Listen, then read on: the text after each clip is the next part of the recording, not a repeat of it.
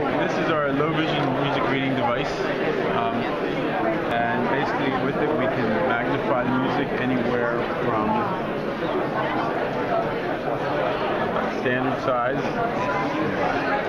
quite small, to 10 times that or anywhere in between. I think it's up to 10, and that's... Oh, the 10 is very large. 10 is very large. We can even make it a little larger than that, but this is the easiest. Let me give a reference there for anyone seeing this video. It's about the size of my thumb there. Okay. And now, because the music's so big at this point, it doesn't fit on the screen, obviously, the whole page. Yeah. So we had to provide a way for you to get through the piece. So that's what this pedal is here for down here. We have 3 buttons on it. The right pedal advances the measure, one measure. The left pedal goes back a measure. And the middle button here is for repeated sections of music. So in this case, it brought us back to the beginning of the piece. Okay. Does it take you back to the beginning of the bar or the beginning of the whole piece? Well, if you... it basically takes you to the where you would go if you hit a repeat bar line, okay. A backward repeat bar line. All right. So it would either take you to it would find the forward repeat bar line for you, or it would bring you to the beginning of the piece, which is standard practice. So once again, so this is what it looks like here. Did you take a video of this while I was advancing it? So when you're advancing it, the music is focused in this focused rectangle that we have here. So you only have to look at one place on the screen. It helps you focus. Okay. We can also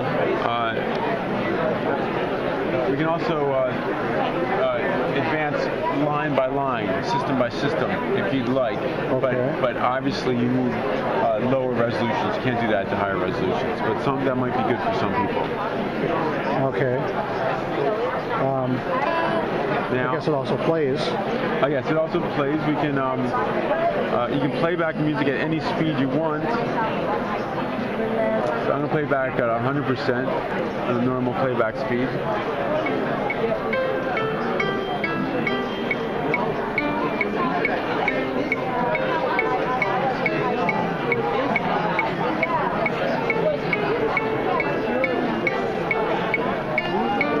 Can you hear? Okay. Okay, there it is, yeah. Right.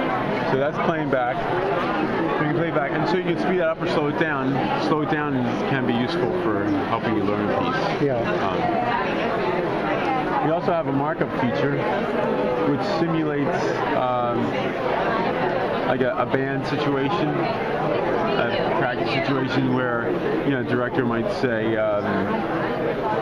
don't sing this word or something. I don't know. And you can edit the music a little bit. It's pretty sloppy, but pay attention to this note. And you can also draw on the screen, so you can draw things like that. Pay attention. Yeah, the touch screen. I was wanting to see that. Maybe glasses or something. Pay attention. That looks pretty bad, but you can do a better job. So that mimics a sighted musician having a piece of paper that he or she can scribble on. Okay. Also, I should say that we really only focus on magnifying the music.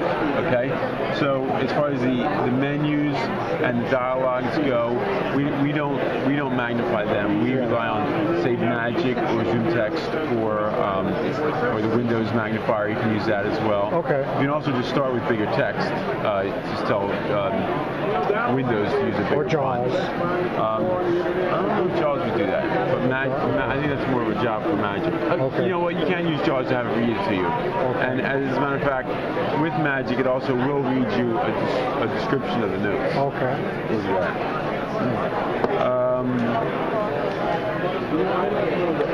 So they're the main features. Also, as far as getting your music into the computer, you can, some music is available on the internet for downloading. You can use music XML files, PDF files.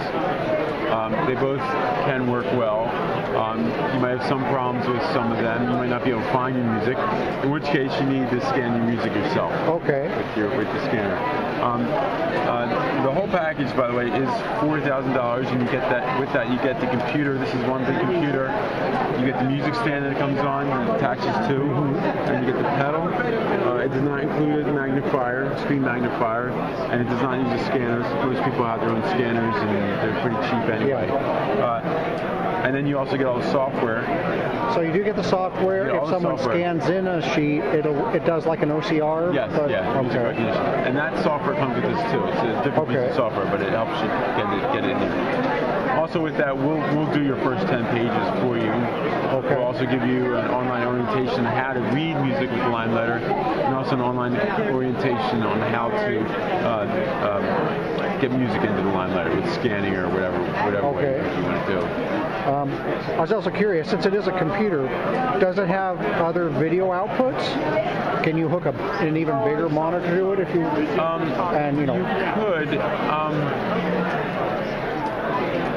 This is already pretty big. It doesn't necessarily have a video output, but you can get a USB video device and hook that up. Get video out with that. Okay. They have like monster monitors over there. Did you see that thing? Yeah. That's like $12,000, just like that. We're not even talking about our stuff. Well, I was thinking, even if it was just like if you had a 40-inch plasma or something, could you? Yeah. I guess so. The thing about this is, we have it on the stand because it's just a good form for like a band situation. Yeah. That's what we have working with that. If you need something bigger, you're probably going to need a bigger monitor holder or a bigger stand of some sort. And they make them. They make them for big screens, huge screens. It's always good to have options. Yeah, and there are options. We found that most people are happy with this.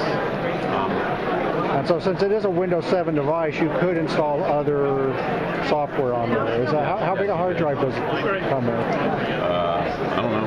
Let's look. Well, I can look it up on the website. I guess that's not a big deal. I can find out in 2 seconds. That's a half a terabyte. Okay. About 500 gigs. That's almost 500 gigs, yeah. Okay. And can people buy the software if they already have a PC? Can they buy the physical? We are talking about that, but we haven't really done that yet because people really need it on a stand like this for like a band situation. They really need something like that. Yeah. So if we sell them the software, what are they going to do with it? They're going to put it on the desktop. It just doesn't seem that doesn't seem like it's going to work. But there are advantages to selling. One reason we do want to sell it as separate software is so people can maybe try it out. It'd be easier for them to try it out. Or I think like a student going to school with a laptop. That's what I got. That's the situation I've got. Well, a laptop really is, if they need big music, a laptop's not going to really be big enough. And, we've asked, we work with a vision specialist on this project, and he said 20 inches is the minimum. And this is 23. Our earlier models were 20-inch monitors, so you can go a little smaller. But he really said, you got to start at 20 inches. Well, I can say in our situation, getting a bigger monitor and getting a Windows 7 PC, that's not a big issue for us since we got the Microsoft contracts and all that. So, if we were trying to find a cheaper alternative, if we could have that software and the pedal, we could put the rest together ourselves. Yeah. And how does the pedal attach to the system? Is it USB? Yeah. Okay, so that would be a possibility. Yeah, there's nothing proprietary. It's more just practical that they need a stand. Yeah, that's really where it's at. We also we're a small company. It's just easier to support one device, one computer.